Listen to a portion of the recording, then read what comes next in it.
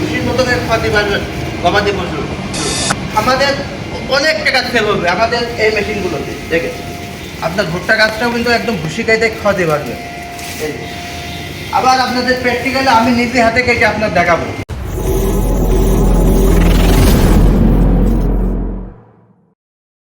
ভুট্টা গাছ সাইলেন্স করে দেখাই, আপনাদের শর্ট হ্যান্ড কেটে দেখাই, তারপরে বিভিন্ন নারকেলের ডেগো কেটে দেখাই আমাদের মেশিনের শক্তি পরীক্ষা করার জন্য।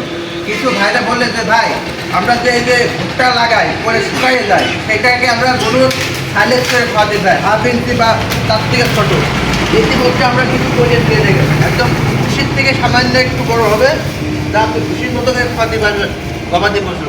আমাদের অনেক টাকা সেভ হবে আমাদের এই মেশিনগুলোতে। দেখেন আপনার ভুট্টা গাছটাও কিন্তু একদম ভুসি কেটে খাওয়াতে পারবেন। আবার আপনাদের প্র্যাকটিক্যালি আমি নিজে হাতে কেটে আপনার দেখাবো। দেখতে পাচ্ছেন যে আমরা কিছু আগে এক ভাই পরীক্ষা করে হলে আমাকে মেশিনটা সাজেস্ট করবেন, তিনি দেখে অনেক খুশি, সে আমাদের এই বুস্টার মডেলের একটা মেশিন নিয়ে যাবে।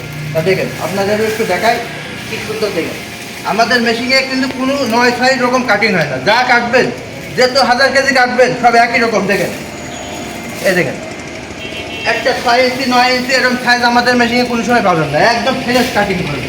তাহলে চলেন কথা না বাড়িয়ে আপনাদের প্র্যাকটিক্যালে এই ভুট্টা গাছটা আমি নিজে হাতে আপনাদের সাইলেন্স করে দেখাই।